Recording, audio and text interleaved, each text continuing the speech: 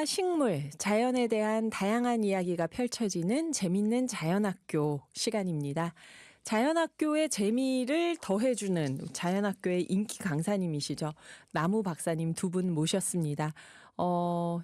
우리 허윤선 작가님이 오늘의 기후 시상식을 한다면 2025 아카데미 시상식처럼 베스트 커플상, 베스트 케미상으로 노윤석 수석연구원님과 녹색탄소연구소 박지연 이사님께 상을 드리고 싶다 그랬는데 두 분의 그 관계를 이 케미, 화학작용을 어떻게 이해하시는지 모르겠습니다. 오늘 또 어떤 나무 이야기 들려주실지 기대가 되는데요. 안녕하세요. 안녕하세요. 안녕하세요. 네, 먼저 이 시작하기 전에 질문을 드릴게요. 네. 베스트 커플상, 베스트 케미상을 드린다면 수상 소감. 수상성을 미리 얘기하라고요? 아니, 지금 저희가 드린다면. 네. 주신다면 모든 상이라는 게 받으면 좋지만 특히 뭐 케미상이라니까 우리들이 어떤 화학적 결합이 있는지 모르겠지만 어쨌든 뭐 받는다니까 좋네요. 네. 모든 면에서 뭐 상 받는 건 좋은 즐거운 일이니까요. 그렇게 안 기쁜 표정으로 좋네요 하시니까 당혹스럽네요. 박지연 이사님은 수상 소감을 말씀해 주신다면요. 영광입니다. 아하, 짧게. 네. 역시 수상 소감에서도 베스트 케미상이네요. 두 분 다 길면 안 되는데 한 분은 네. 한 줄, 한 분은 길게. 그렇죠. 그래요. 지금 날씨가 변화무쌍한데 어떻게 잘 지내셨나요? 감기 피해 다니면서 지내고 있습니다. 맞아요. 올겨울은 감기가 그냥 감기가 없고 그냥 다 독감이더라고요. 맞아요. 네. 걸리면 한 달이더라고요. 맞습니다. 다들. 네. 두 분은 어떻게 건강하게 겨울을 무사히 잘 피해서 저는 지내오셨나요? 초반에 독감이 걸려서 네. 그 이제 초반에 고생하고 그 뒤로는 괜찮더라고요. 아, 그러니까 뭐든지 먼저 걸리는 게 좋은 것 같아요. 초반에 걸려서 주변 사람들한테 쫙 뿌리고 이제 그다음부터 그렇죠. 괜찮아지신 맞습니다. 거죠. 코로나도 저 옮으셨고요. 이분이 원흉이셨습니다. 그러니까 케미상. 케미가 좋은 거죠. 네. 서로 한 원치 사람이 않는. 네, 병원군도 서로 옮기고 얼마나 한 사람이 걸리면 같이 걸려주는. 그렇죠. 네, 주로 노 연구원님이 먼저 걸리시는. 그렇죠. 네. 병원균들 주로. 그래요. 이게 지금 3월인데도 우리 눈이 왔잖아요. 얼마 전에. 맞아요. 그리고 지금 뭐 다 여전히 춥다고 생각할 텐데 오늘은 어떤 나무 이야기를 해주실까요? 그러니까 이게 갈수록 약간 계절의 특성이 네. 우리가 예상 가능한 이런 날씨가 펼쳐지지 않고 늘 약간 반전이 있는 것 같은데 맞아요. 올해는 지난번에도 2월에 왔는데 추웠잖아요. 맞아요. 근데 이 봄이 와도 이제 봄이 오는 것 같지 않다가 갑자기 또 여름이 온다는 이런 전망이 그럴 것 있더라고요. 같아요. 예. 그럴 것 같아 진짜. 그래서 제가 시작부터 어쨌든 질문을 하나 던지고 가겠습니다. 아, 네. 또 진행자님한테. 저에게 이 어쨌든 봄이 오면 헌법을 만들어야 봄을 알리는 봄꽃들이 피잖아요. 봄꽃이요. 네, 예. 개나리, 진달래 있잖아요. 걔네들이 어떤 순서로 필까요? 개나리, 진달래. 저 제일 먼저 피는 꽃은 알아요. 뭐예요? 매화. 맞죠? 아. 매화, 산수유. 네. 그 다음부터 몰라요. 아, 그래도 산수유를 기억하시네요. 네. 그렇죠. 매화, 네. 산수유. 제가 가르쳐 거기까지만. 드린 겁니다. 네, 네. 거기까지만 압니다. 진행자에겐 질문을 하면 안 된다 이런 헌법 조항을 만들어야 되는데 진짜 언제 만들어요 진짜. 근데 이게 산수유가 이제 전에 네. 이게 작년에 벌써 1년 됐나요? 산수유 얘기한 지가? 산수유하고 그랬어요. 생강나무. 봄에 얘기했을 테니까. 네. 그 우리 노수석 연구원님이 아주 자상하게 잘 가르쳐 네네. 주셨는데 이제 그 나무에 그러니까 뭔가 새싹이 돋나라고 할 때 사실은 저는 맨 처음에 산수유가 새싹인 줄 알았어요. 산수유 꽃이. 그렇게 보인다 진짜. 네, 녹색탄소 연구소 오기 전에는. 네네. 근데 이제 가르침을 받으면서 저도 이제 하나하나 알게 됐는데 이제 산수유부터 보시게 될 겁니다. 네, 지금부터 산수유가 먼저 피고 네. 그 다음에는 뭐가 필까요? 근데 그다음에는 정확하게는 개나리, 진달래. 예.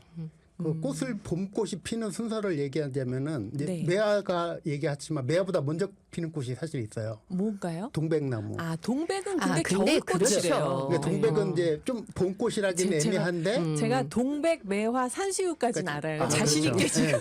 네. 그다음은 몰라요. 동백은 우리가 네. 봄꽃으로 보기가 범주 좀 분류를 하지 않기 때문에 그렇죠. 네, 그래서 네. 산수유, 매화 그다음에 이제 생강나무. 생강나무. 네, 그때 산수 말씀드리면서 생강나무도 같이 말씀드렸고, 근데 가장 먼저 매화를 제외하고 가장 먼저 피는 노란 꽃인데 산에서 피면 생강나무.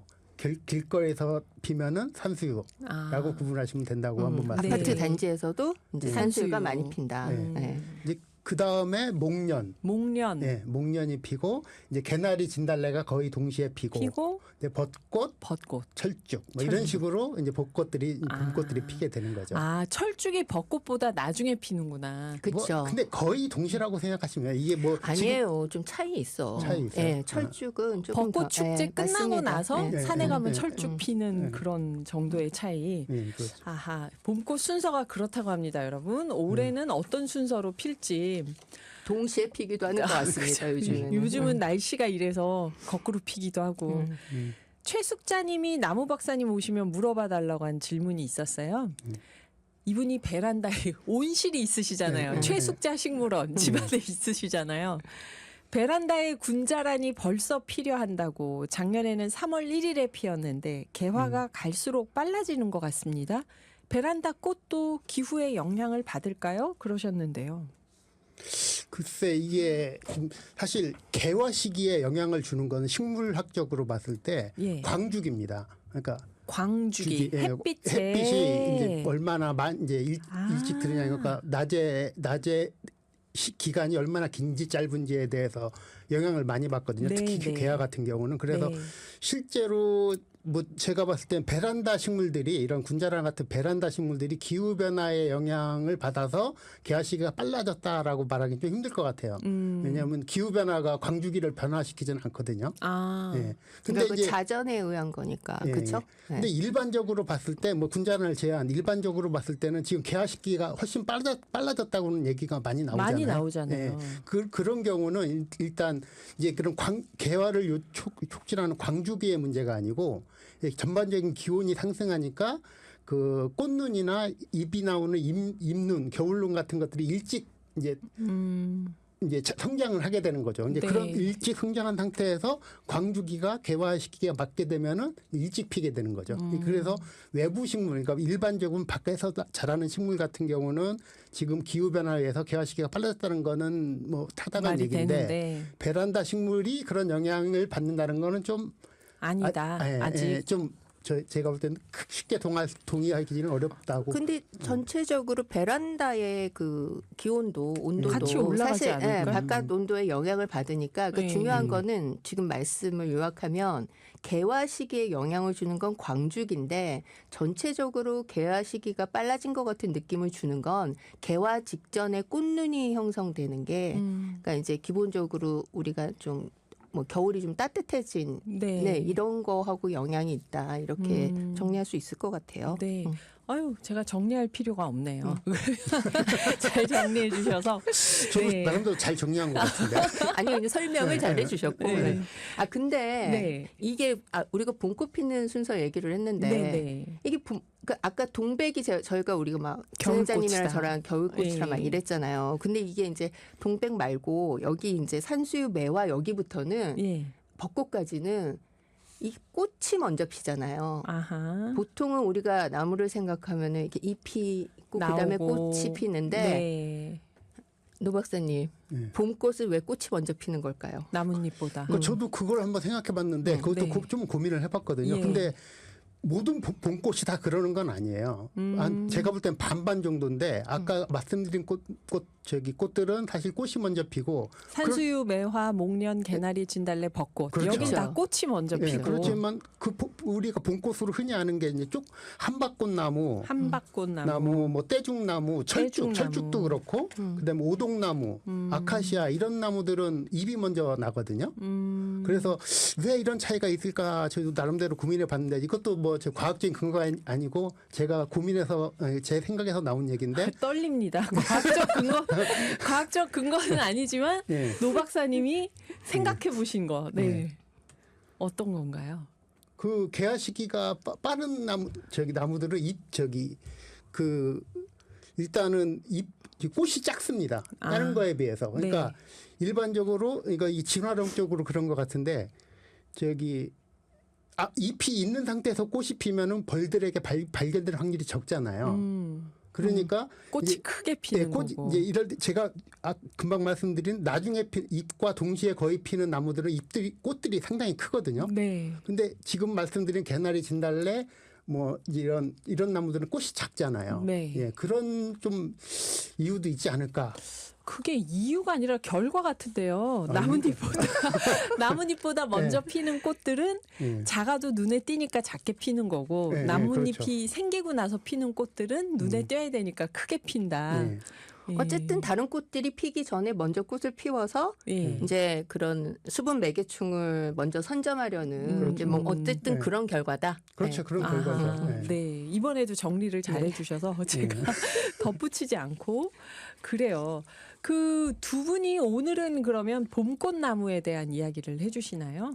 아, 또 저희가 누굽니까?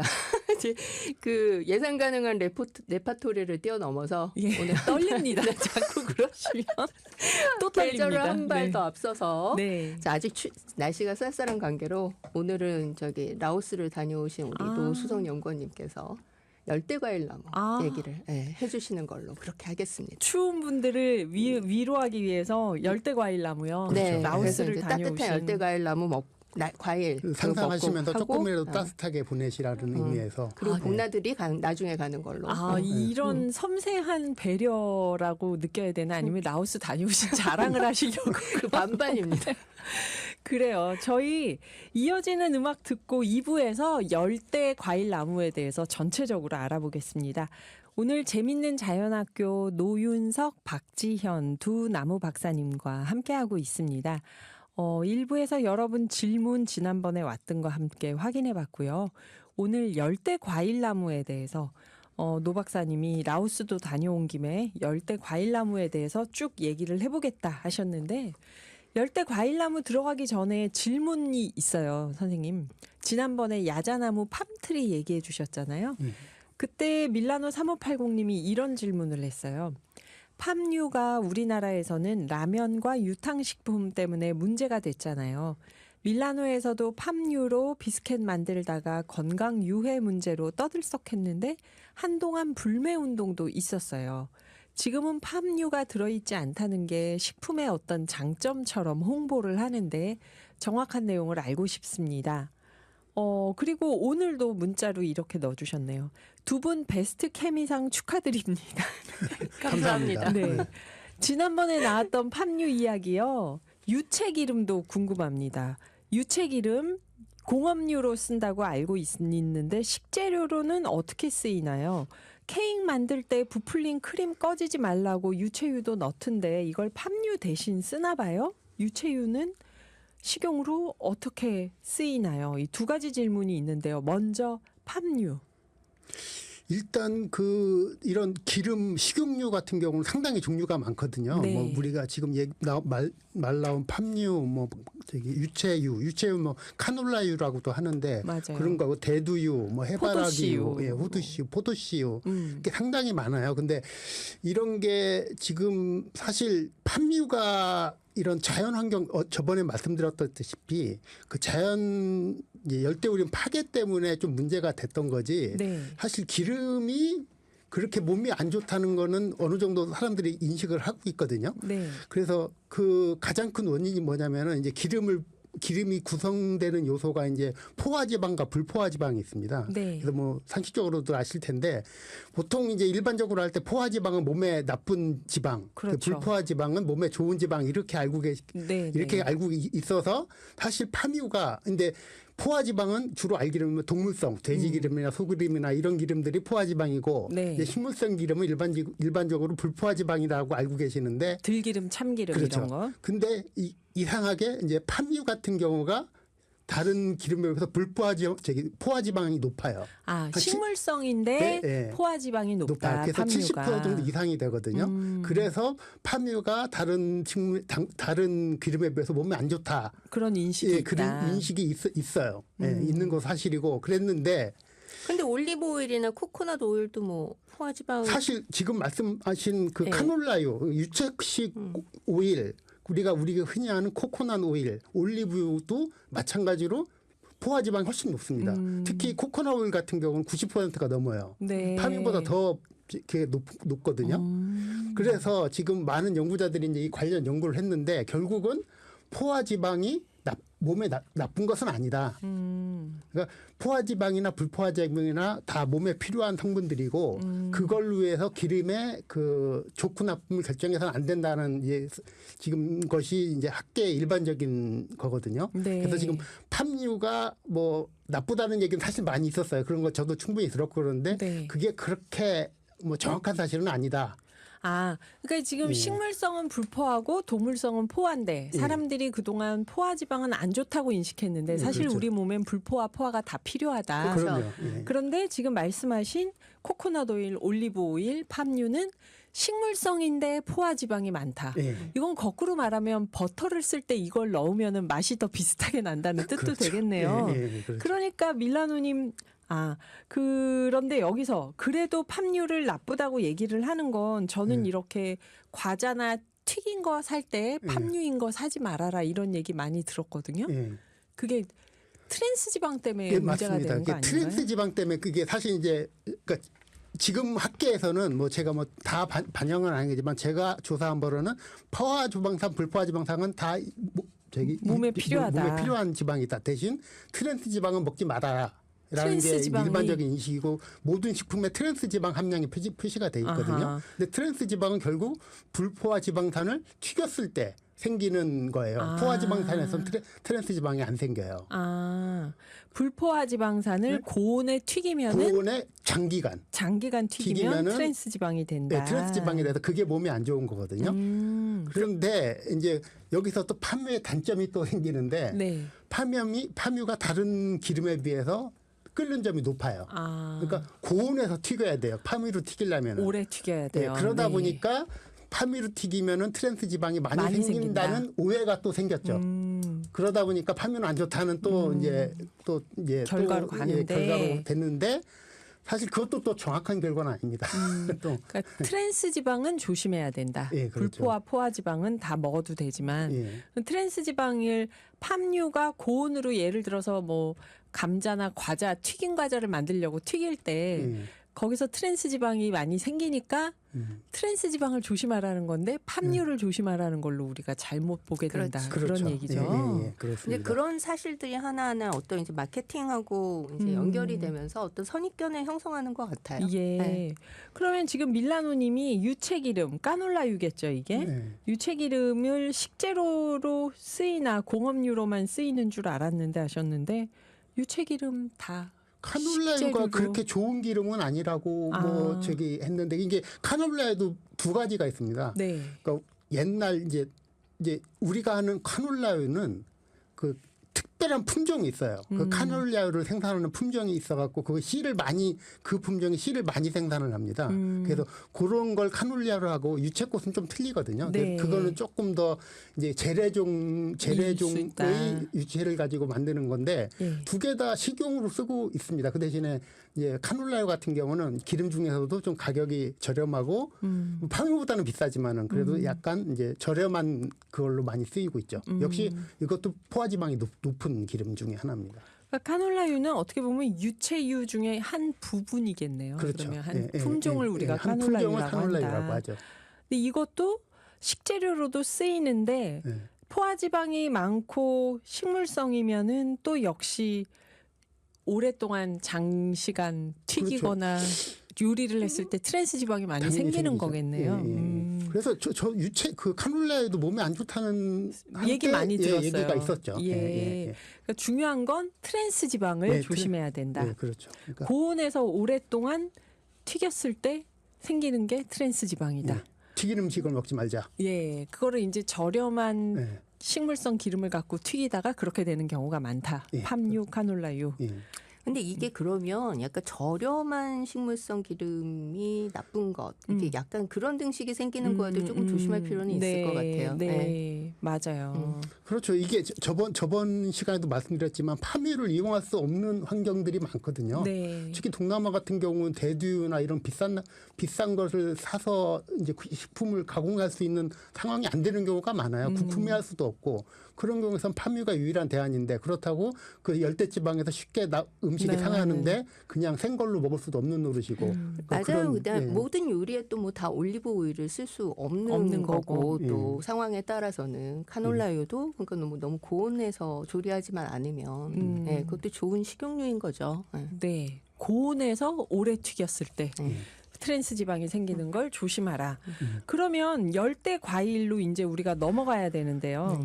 팜유 얘기, 야자나무 얘기를 한 김에 열대 과일 하면은 가장 먼저 뭐가 떠오를까요? 저한테 물어보시기 전에 제가 여쭤보겠습니다. 진행자님 어떤 열대과일 좋아하시는 거 뭐 없어요? 저는 열대 과일 하면 딱 떠오르는 게 망고죠, 망고. 항상 그렇지. 떠오르는 게 네, 망고. 망고. 키위도 사실은 열대 과일 아닌가요? 키위는 온대 과일이죠. 온대 과일인가요? 예, 뉴질랜드 예, 예, 거기가 예, 온대구나. 예, 온대고. 네, 저는 개인적으로 하면은 잭프루트라고요. 잭프루트. 예, 아시겠지만 저는 그걸 제일 먼저 떠올리고 가장 좋아합니다. 역시 저는 많이 가보신 망고스틴. 분. 망고스틴. 네. 망고스틴. 저는 열대 과일 보면 너무 아름다운데 색깔이 실제 먹을 줄 아는 게 거의 없어요. 겁이 나서 아무거나 못 먹어요, 그거를.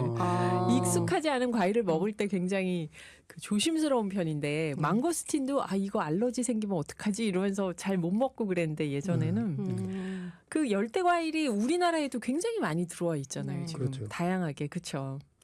망고. 예. 제가 그 망고 좋아하신다 그러니까 근데 제가 약간 망고에 대해서 약간 이제 알레르기 있으세요? 아니에요. 예. 저도 되게 좋아하는데 제가 약간 놀랐던 거는 예. 유튜브에서 이렇게 보다가 라오스에 있는 라오스 분들은 망고를 이렇게 노랗게 익혀서 드시지 않고 파란 망고를 이렇게 마치 이렇게 샐러드처럼 채 썰어가지고 이렇게 소금 같은 거에 찍어서 이렇게 무슨 드신다고 그러더라고요. 감자나 오이처럼 막 해서 네, 먹죠. 맞습니다. 그래서 저도 그렇게 너무 먹어보고 싶은데 이게 한국에서는 안 되잖아요. 라오스를 다녀오는 수밖에 없는데 어떻게 그거는 같이 가셔야죠, 예, 그러면. 망고의 약간 품종도 망고도 사실 여러 품종이 있는데. 많거든요. 그래서 그렇게 먹는 이제 파란색의 망고인데, 네.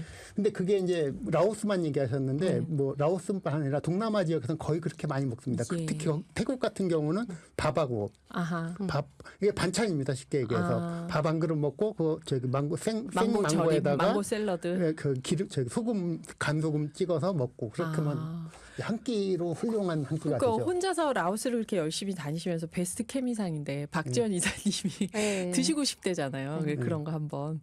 그래요. 근데 뭐 사실, 말해봐야 소용없습니다. 네, 여기 소용없습니다. 망고하고 말만은, 망고스틴은 이름이 유사해서 네, 네. 마치 이게 굉장히 비슷한 것처럼. 네, 비슷한 것처럼 느껴지는데 얘네들이 무슨 어떤 관계가 있나요? 전혀 관계 없는 그러니까 저도 그거에 대해서 고민 많은데 왜 전혀 망고스틴하고 망고하고는 전혀 관계가 없는 하다못해 분류학적으로 틀리고 생긴 것도 틀리고 맛도 틀리고 그러니까 실제로 분류학적으로는 굉장히 거리가 멀더라고요. 네. 네. 여기 6771님이 쑥디 안녕하세요. 2대1로 우리 노윤석 형님을 밀어붙이지 마세요. 당황해 하시잖아요. 사이좋게 토론해 주세요. 이렇게 보내주셨네요. 네, 조심하겠습니다. 저 팀도 있고 좋네요. 제가 중립을 지킨다고 했는데 티가 났군요. 그게. 그래요. 근데 우리가 사실 망고스틴, 뭐 두리안, 아까 잭프루트 여러 얘기를 했는데 이건 최근의 얘기고 사실 한 20년 전, 30년 전으로 가면은 열대 과일하면 다 바나나였잖아요. 그쵸. 지금 우리나라 과일처럼 네. 됐지만 그리고 우리 음악 한 곡 듣고 잠깐 쉬었다가 열대 과일 이야기 계속 이어가 보겠습니다. 이번에 그 바나나 얘기로 한번 시작을 해보면 어렸을 때는 비쌌어요. 저 꼬마 때. 그래서 막 소풍 갈 때 할머니가 일부러 바나나 몇 개 사주시면은 뿌듯하게 가져가고 이랬는데 그러다가 우리나라가 어느 날 바나나 가격이 엄청 싸져서 지금은 제일 싼 과일이 바나나잖아요. 그렇죠. 이게 바나나 나무가 막 전 세계적으로 흔해져 가지고 바나나 가격이 이렇게 싸진 건가요? 어떤 건가요? 그렇죠. 이제 바나나가 저기 대량으로 재배되기도 시작했고 특히 이제 농업 대기업들 뭐 돌이나 이런 플랜테이션으로요. 플랜테이션 하기도 했고 또 결정적인 연은지 하나가 이제 해상 운송이 워낙 발달해서 옛날에는 비행기로밖에 못 들어왔었는데 지금은 저장 기술하고 해상 기술, 해상 운송이 워낙 빨라지다 보니까 이제 그런 측면도 많이 있죠. 네. 그것이 이제 복합된 원인이라고 봐야죠. 바나나 가격이 떨어진 거. 그렇죠. 그런데 지금 바나나가 사실 기후 위기도 위기지만 뭐 바나나가 사실은 농약이 많다. 뭐 먹을 때 어디를 자르고 조심해라. 이런 얘기들 되게 많잖아요. 그렇죠. 이 바나나 재배와 수출입 상황은 어떤가요? 그러니까 뭐 다들 이거 요즘 다큐멘터리 그런 데 많이 나와서 아시겠지만 수출할 때는 이제 거의 이제 덜 성숙된 바나나를 채취를 해서 네, 덜 익은 걸 덜 익은 따서 걸 채취해서 그거를 이제 농약 같은 이제 방부제 같은 걸로 담갔다가 그거를 이제 수출을 많이 하거든요. 네. 이제 그런 면에서 사실 이제 그게 사실 이제 인체 무해한 것들은 이제 검증을 하고 그렇게 했지만 아무래도 그 농약이다 보니까 찜찜하죠. 찜찜하죠. 그래서 근데 이게 이제 바나나는 같은 과일이 이제 오렌지나 바나나, 이 자몽 이런 애들은 껍질이 굉장히 두껍잖아요. 두꺼워서. 근데 우리가 사실 이제 그 안에 있는 걸 먹는 거니까. 네. 네, 그러니까 저는 이제 그런 부분에 있어서는 조금 그렇게 많이 걱정을 하는 편은 아니거든요. 근데 그런 화학 제품들이 또 침투가 많이 됩니다. 그러니까 이제 모든 게 똑같아요. 침투가 많이 돼야지 효과가 많이 발생을 하거든요. 그래서 그런 쪽으로 개발을 해요. 침투가 왜냐면 되도록 겉에만 묻어 있으면 운송과장 날라가 버리면 그 다시 안에서 썩으니까. 썩고 그런 현상이 되니까 침투가 되게 만들거든요. 그러니까 근데 기본적으로 이게 식물이 그 껍질이라고 하는 게 사실 그 스스로를 보호하는 기능도 하는 거니까. 예, 그래서 이제 그거는 이제 조금 또 얘기가 그런데 제가 궁금한 거는 저는 몇 년 전에 그 바나나 멸종 위기 뉴스를 보고 이제 바나나 못 먹는 건가 이런 생각을 했던 적이 있는데 네. 혹시 그 기억하시나요? 아니요, 저는 얘기 못 들었어요. 바나나가 그래요? 언제 멸종 위기가 있었나요? 그런데 네, 엄청 맞아. 큰 뉴스였는데 한동안 이제 굉장히 크게 나왔던 뉴스인데 주간뉴스에서 보니 앞으로는 인류가 바나나를 못 먹게 될 수도 있다 이렇게 네, 큰 네. 뭐 2, 3년 전인가 그렇게 한 번 났었어요. 네. 근데 그게 아까 말씀드렸던 대량 재배. 그러니까 모든 게 그렇지만 이게 이제 한 단일 품종 예, 대량 재배를 했다는 바나나도 거죠. 품종이 뭐 아까 망고처럼 품종이 엄청 여러 개가 많은데 그 중에서 가장 생산력이 좋고 또 이제 보존성 그런 게 좋은 저장성이 수종을 좋은. 하려고 해서 그게 이제 캐벤디시라는 이제 그런 종인데 그런 종을 한 쑥만 심다 보니까 그 수종을 공격하는 그 박테리아가 생기는 거예요. 생기는 게 아니고 원래 있었던 건데 이제 기후가 변화하고 또 먹을 게 많다 보니까 그게 번성을 해버리는 거죠. 그러니까 너무 막 단일종으로 깔아버리니까 네. 그 병원균도 훨씬 더 진화가 빠르게 된다 이런 네, 말씀이신 그렇죠. 거죠. 네. 그래서 지금 사실은 어떻게 보면은 바나나와 인류의 전쟁 과정이에요. 아, 이런 그래요? 게 한두 번이 아니었거든요. 지금 한 3-4개 품종이 계속 대량 재배했다가 또 이제 그런 병원균이 발생해서 멸종을 하고 진짜 멸종한 품종들이 몇 개 있습니다. 네, 네. 그러니까 뭐 크로미셸이라는 게 있었다가 그렇죠. 네. 그다음에 지금은 이제 캐번디시. 캐번디시라는 게 지금은 생산되고 있다는 있고, 말씀이시죠. 그리고 지금 캐번디시도 큰 위험에 처해 있어요. 또 멸종 위기인가요? 멸종될 위기에 처해 있다고 그런 얘기들이 많이 들리거든요. 그런데 또 어쨌든 인류들은 또 새로운 품종을 개발하겠죠. 그러니까 이게 종다양성이 보장이 돼야 건강하게들 자라는데 그렇죠. 우리가 수익성이 높은 한 가지 작물을 다 일제히 기르게 되면은 그렇죠. 거기서 병원균에 취약해지고 그러면서 이게 그 종이 멸종할 위기까지 가는데 바나나가 지금 한 번씩 그랬다는 거죠. 그렇죠. 아, 그래서 근데 뭐 저는 크게 걱정은 안 하는 게 뭐 걱정은 물론 걱정을 해야 되지만은 그 동남아 가면 바나나의 품종이 엄청 많거든요. 네. 사실 뭐 산지나 저 같은 오지 같은 가면 그 지역 특색에 있는 바나나들이 상당히 많아요. 그런 바나나들은 절대로 멸종을 안 하거든요. 그러니까 뭐 지상파에서 좀 자극적으로 뉴스를 내려고 뭐 네. 바나나가 멸종한다라는 이제 뉴스를 냈지만 실제로는 그 품종이 멸종을 하는 거지 바나나 전체가 멸종하는 건 아니다. 그러니까 끊임없이 또 새로운 그 대규모 생산이 가능한 종을 찾아낼 거다. 찾아낼 거고 야생종을 먹으면 된다. 그 플랜테이션 자체가 좀 바뀌어야 되는 거 아닌가요? 앞으로는 그거는 이제 경제적으로 힘들 거예요. 아마. 왜냐하면 저렴하게 많이 먹으려면 그렇죠.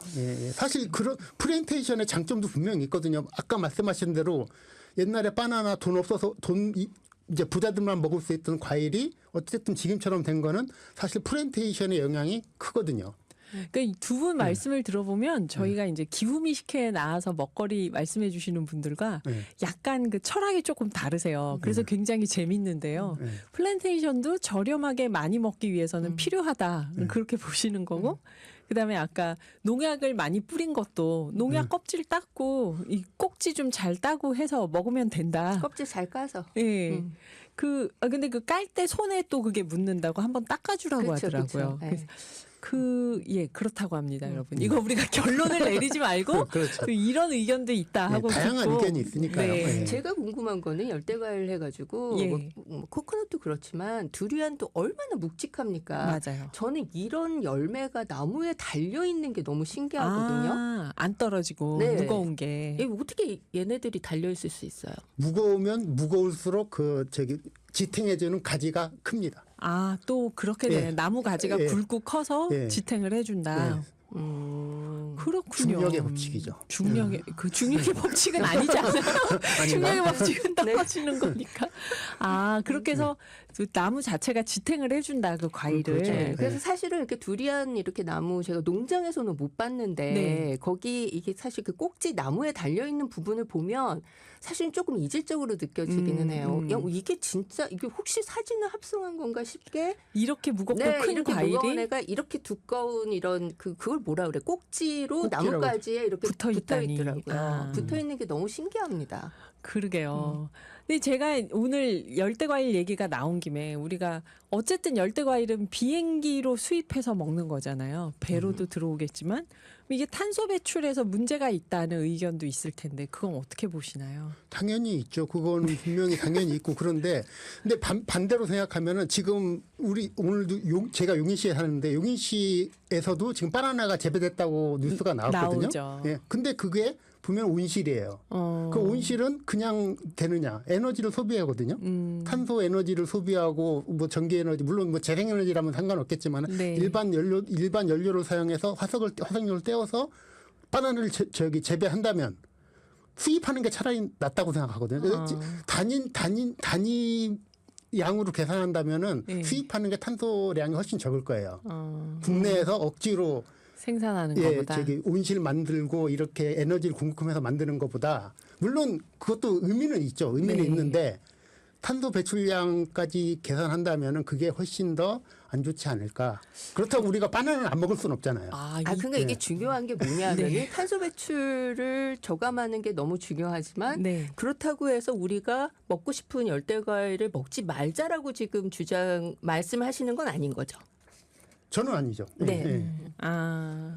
오늘 그러니까 이 얘기도 뭐 먹지 말자고 말씀하시는 분들은 없지만 가급적이면은 우리 땅에서 생산되는 제철 과일과 채소를 먹어서 탄소 배출을 줄이자 그러는데 오늘 아슬아슬한 말씀을 많이 하시네요. 아니요, 그러니까 저도 제 얘기는 네.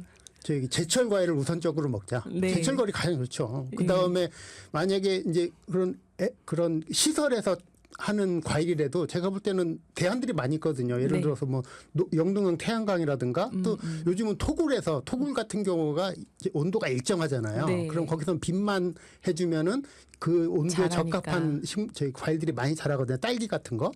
이렇게 저탄소 그러니까 탄소를 덜 쓰고 우리가 맛있는 뭐 제철은 아니더라도 그렇게 먹을 수 있는 과일들이 많으니까 이제 그런 과일들을 먼저 이용하자는 얘기고 뭐 그렇다고 열대 과일을 아예 수입하지 말자. 이건 아니지 않느냐. 이거는 뭐 저는 동의하더라도 많은 분들이 동의 이 못할 것 같은데. 부분에서 이제 세계관이 조금 일치하는 것 같아요. 저희가 두 분이 네, 베스트 네, 케미시군요. 네. 아니 오늘 재밌습니다. 네. 그래요. 오늘의 기후에서 이렇게 다양한 이야기를 들으면서 또 해법을 찾아봐야겠죠. 노윤석, 박지연 두 분께 열대 과일 나무에 대해서 이야기 들어봤고요. 이제 진짜 봄날에 뵙겠네요. 다음에 나오실 때는. 오늘 그때는 따뜻해져야 될 텐데. 네. 오늘 귀한 시간 내주셔서 감사합니다. 네, 감사합니다.